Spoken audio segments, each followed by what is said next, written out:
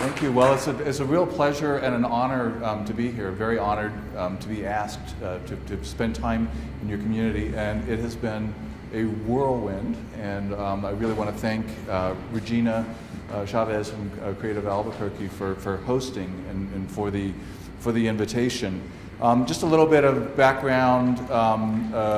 For the past 20 years, I basically lived under a soggy rock in Seattle, where I headed up the city's Office of Arts and Cultural Affairs, launched the city's cultural tourism program. Before that, a brand new program. I was hired by the Convention and Visitors Bureau, and before that spent time at the County Arts Commission as its director, which received a portion of hotel motel tax funding.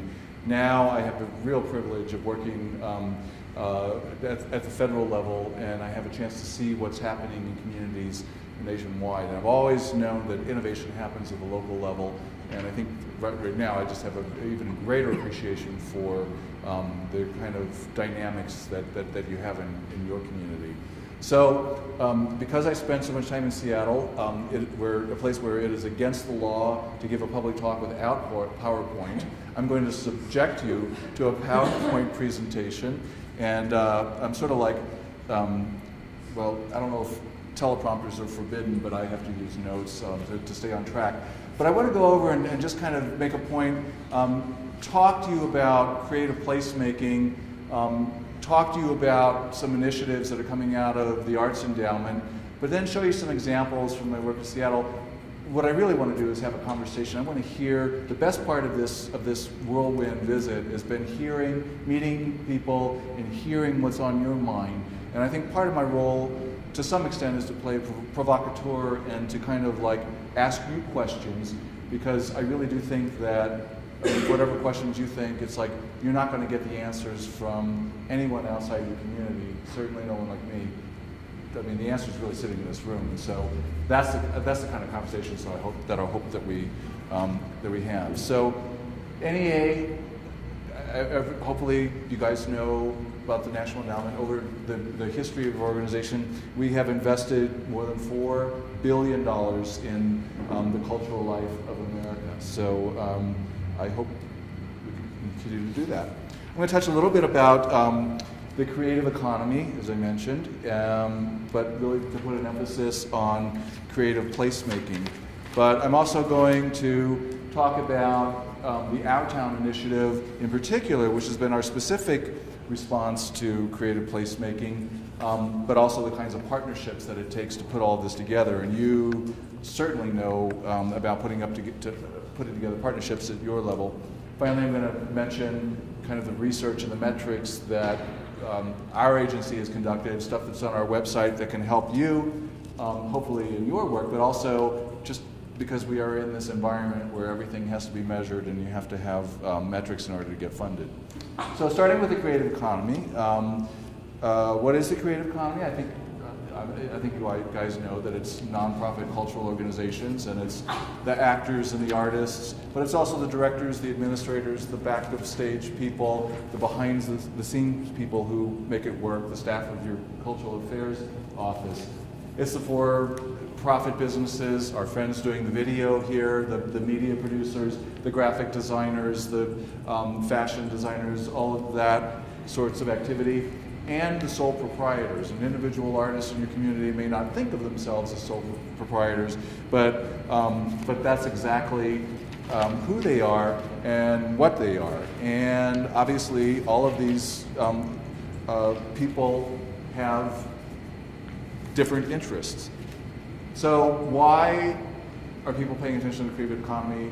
Why is government paying attention to creative economy? Why so many cities? Well, they're jobs, and in this environment, the creative economy overall nationwide represents 2 to 7%, or that's 2% to 7% is the growth sector of creative jobs. So while so many other areas are sluggish, it's actually something that is growing. And as you all know, if you've listened to research by people like Richard Florida, you know that cities that invest in amenities, that bring in creative workers, there's a return on investment in those communities. They attract businesses.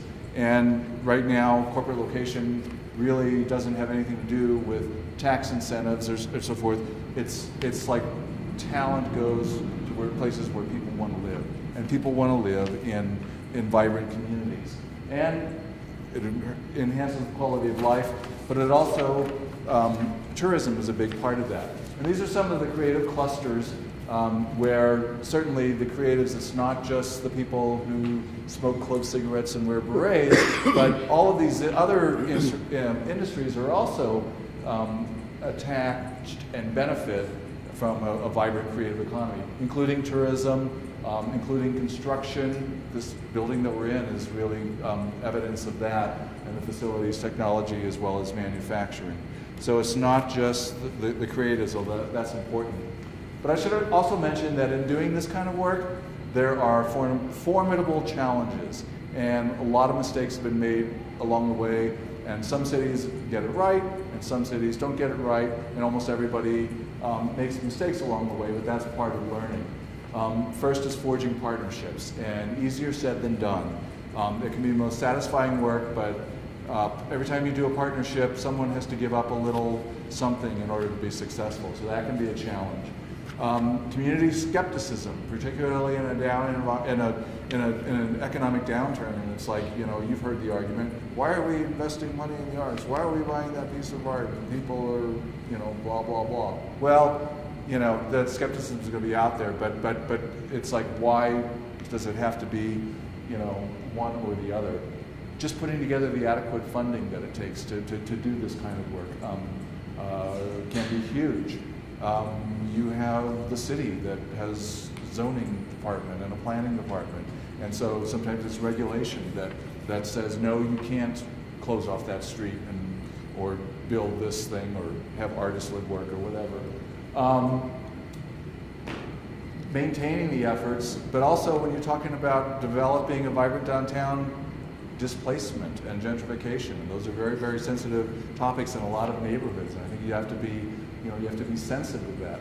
Going back to research, you have to be able to like measure your success, and for cultural vitality to happen in a district like this, there has to be access, affordable access to space by artists and by arts and cultural organizations. So being able to get that property, and also being able to work with artists and arts organizations to do the kinds of information, to do the promotion, the visibility, and just the advice, the technical advice to training. So those are all of the, not that you don't have enough on your plate, Regina, but those are all of the sort of challenges that are out there.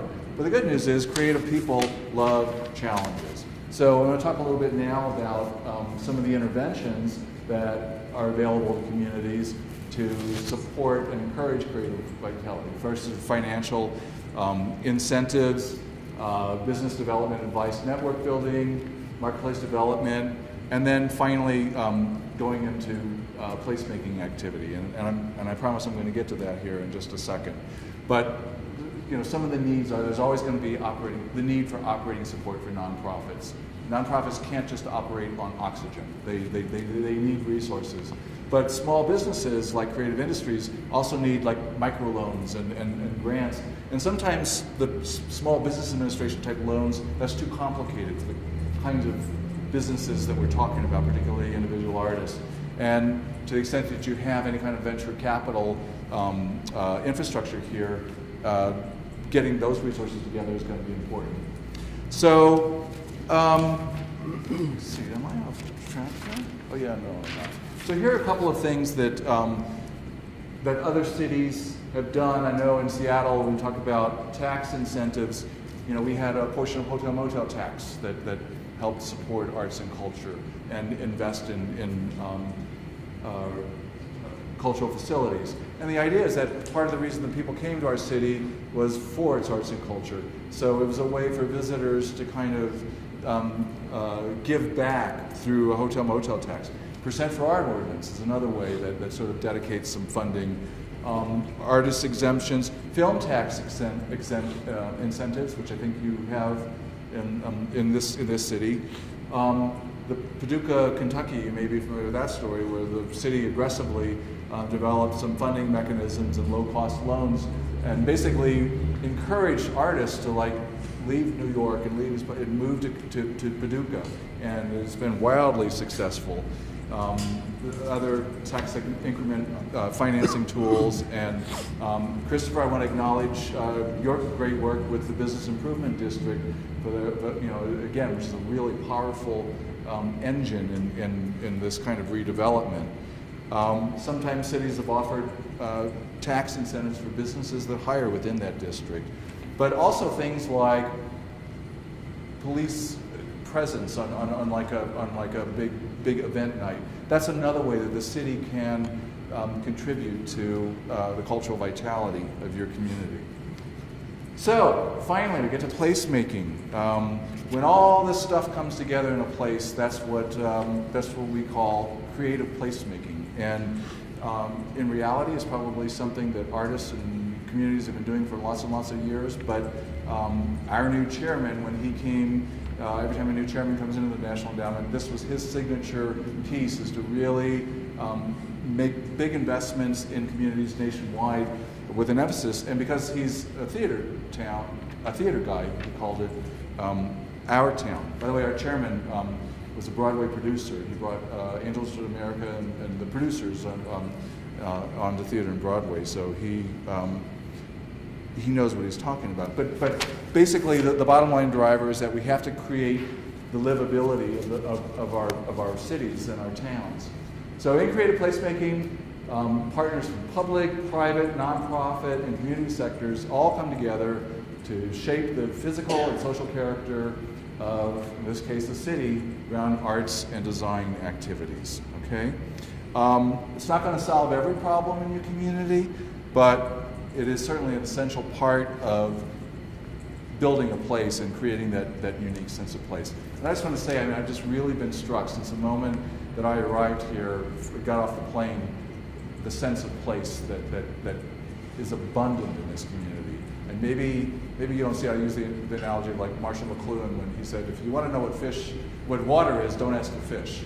You know, and in some ways, for those of you who live and breathe this city, you may not see it the way that it's just apparent to me, like every corner I turn around.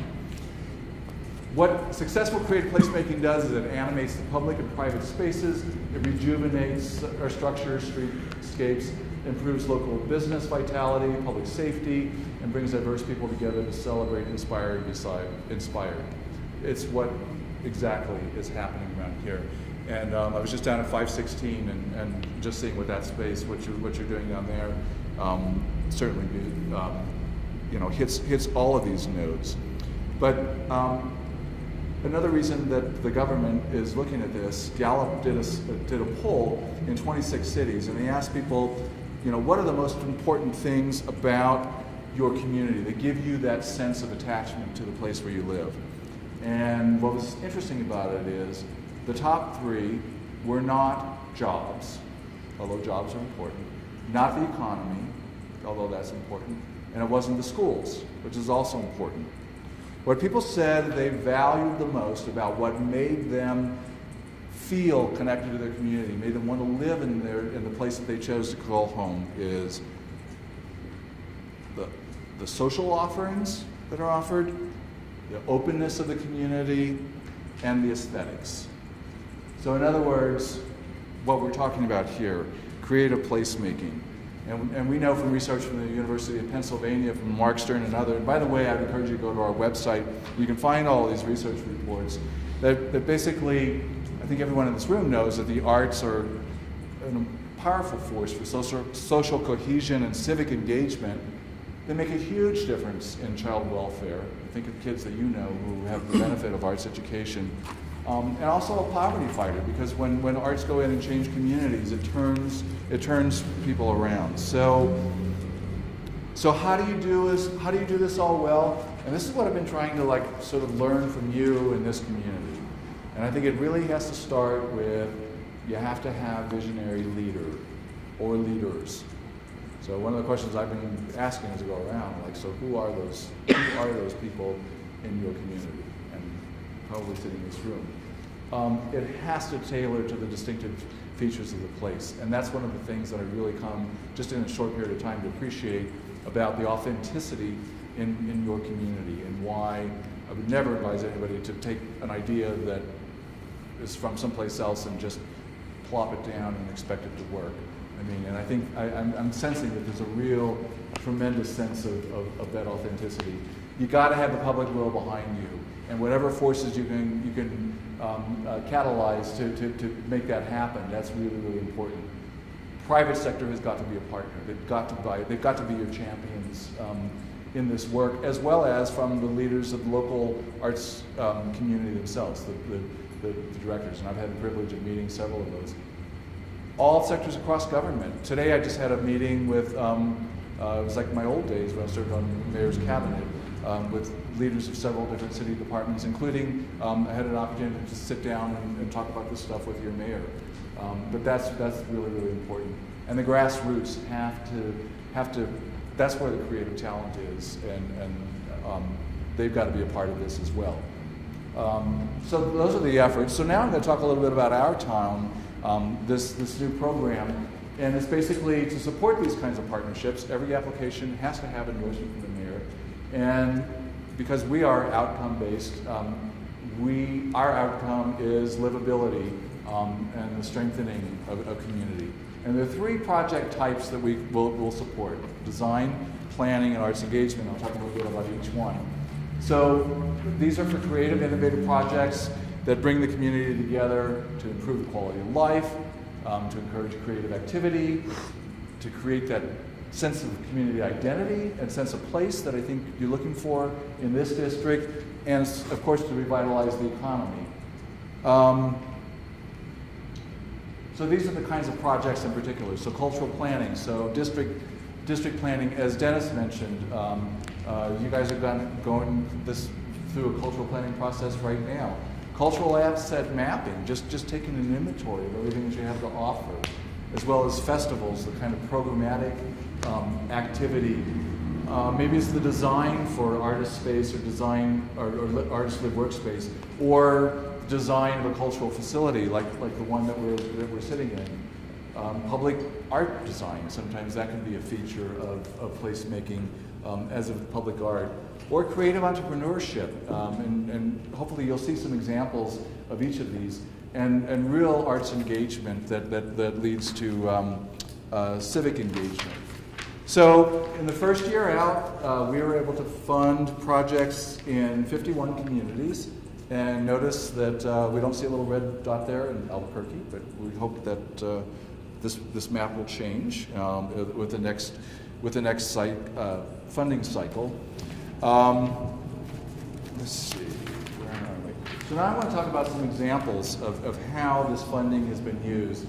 So Fargo, North Dakota, that has a population of 106,000, basically built these stormwater basins without any real attention to aesthetic or design.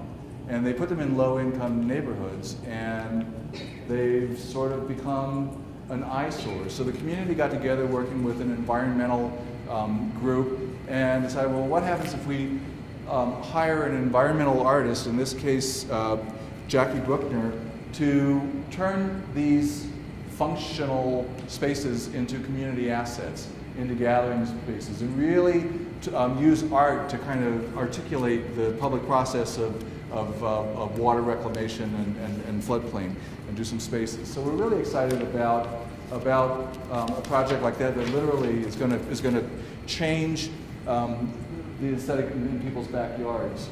I love this one. Grand Rapids, which has a population of 180,000, does this festival called Art Prize. It's in its third year, and it's an event that's open to artists worldwide. Artwork is displayed in all kinds of venues, museums, within a 3-mile radius of downtown, restaurants, museums, theaters, all kinds of places, businesses exhibit these works during this 2-week annual festival. This year, they expect 300,000 people to attend this event, which has a measurable impact for the businesses. This is a picture of a festival they did. They did a project where they threw 100,000 paper airplanes off the roofs of these buildings into the ground below. So, like, how cool is that? In Boise, just to the north, they're celebrating their 150th anniversary, and the Trey McIntyre Project, a contemporary dance company, has decided not to tour. It's mainly a touring company. And instead, what they're going to do is they are going to engage their community. They're going to do concerts everywhere but traditional dance performance halls. They're going to go to hospitals, they're going to go to schools, they're going to go to care facilities, they're going to go to professionals in their workplaces. They're going to do a project on the factory floor for people who work there and other Boise residents. So their goal is to bring dance into the everyday lives of individuals, but especially for people who ordinarily would not seek out dance performance.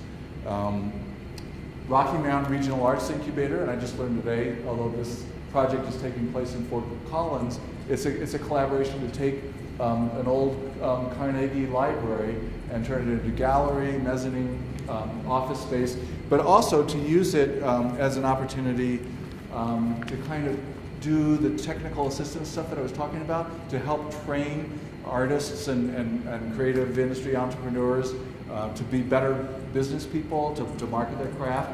And actually, I just learned from Sherry today that Albuquerque has been asked to be, did I get that right? One of the partners, along with Nevada, Colorado, and New Mexico Cultural Affairs. So again, a great example of a project, sort of a continuing education place, support the design. Closer to my old hometown, here's the Tacoma Art Museum, which is a great art museum, but on the street, just this vast expanse of dead zone concrete. No character, nothing interesting whatsoever. So they're going to work with the community and designers to reimagine Main Street and sort of this nexus point of community access of assets, and make it a more vibrant space through art and architecture. Miami Beach and the Bass Art Museum are looking at a pretty significant part of downtown to do a series of temporary public art exhibitions that will be placed throughout the community. And again, they're temporary, but just to develop sort of a identity for that area to give some cohesiveness to it, to sort of promote it as a destination rather than any one single cultural institution. In Marfa, Texas, the thriving metropolis of Marfa with a population of 2,121, what a great project. They are taking this county park and kind of putting together all these partners together to re-envision the drive-in theater. Well, this is not your father's drive-in theater at all. They're making it a very cool sculptural element, both for screenings as well as live music performances and concerts, and really kind of a destination, and they're calling it the drive-in. So that's just like a wonderful, quirky kind of place. If you've been to Marfa, I mean, this totally fits in the character of that community. It probably wouldn't work very many other places. And sort of more traditional, but south of here in Ajo, the International Sonoran Desert Alliance, again, the Curly School, you may be familiar with that building. The city was designed as part of the City Beautiful movement, and so really they're using it as an opportunity to develop a master plan to sort of re-envision and connect these two portions of the community that have sort of been blocked out over the years from the original plan. Now, I talked a lot about the partnerships, and I just want to say that here at the NEA, our chairman knows that he can't just like talk the talk, but he's got to walk the walk. So we have been under Chairman Landisman's vision and leadership. We've been partnering with federal departments in a way that the NEA has never partnered. So we're working with the Department of Housing and Urban Development, with the Department of Transportation, with the Environmental Protection Agency, the U.S. Department of Agriculture even, as well as the State Department, GSA. We're also doing an amazing project with the Department of the Defense, working on in the healthcare facility with Iraqi and Afghan veterans suffering from post-traumatic stress disorder, and where the military actually sees that there's a value in the arts and healing process, which is pretty incredible. So these are our partners, and there are a number of different ways that has manifested. A lot of these organizations in their own granting protocols, they now give credit or they will encourage arts and cultural projects. But Rocco also went to 11 major foundations and asked them to contribute to a new organization, a nationwide organization that's developed called Art Place. And in its initial, I'll read off the list of some of these foundations. You may have heard of them. The Bloomberg Foundation, Ford Foundation, Irvine, the Knight Foundation, Kresge Foundation, McKnight, the Mellon Foundation, Rockefeller, Rasmussen, Robina. An amazing list. First call that went out, 2,500 applications, letters of interest went out to be part of it. So obviously, this kind of work has hit a nerve, and there's interest in communities. But he also brought several banks together. So there's a $12 million pooled low-interest loan fund, and those institutions are Bank of America, Citibank, Deutsche Bank, Chase, MetLife, and Morgan Stanley, who have all come together. So that's an additional $12 million that are available in funding. So truly, I think what's happening is at the national level, it's sort of mirroring what has been happening in local communities for a long, long time. So research and metrics, there's information on our website that hopefully will help you in your case making. And I just want to wrap up by just giving an example at the local level of some work that I was on the ground floor in Seattle, where we had empty storefronts. I don't know if that looks, it probably doesn't look familiar to anybody in this room, right? But we sat down. I remember the meeting with the city department where I said in my department, okay, we know how to do a call for artists. We will pay artist fees. The Office of Economic Development, we had a nonprofit who figured out the liability issue, and the Economic Development Office said, okay, we'll pick up the liability, work with this organization, and the staffing. We started off with 6 storefronts, and that's Seattle's mayor at one of the storefronts. That's the artist who does these incredible quilts. There are now 7 neighborhoods who've adopted this program. The program just like took off. Who knew? Even though the artists go into these spaces, they know it's going to be temporary. They're thrilled that they get a stipend, and because artists don't want to create their work just in a vacuum. They want people to see their work. So it draws the community out. The neighboring businesses love it because no one wants to be next to a vacant building. They want to see the energy, vitality. One of the storefronts, this guy had a collection of 70 pinball machines, and in his aesthetic, because pinball machines are like incredible.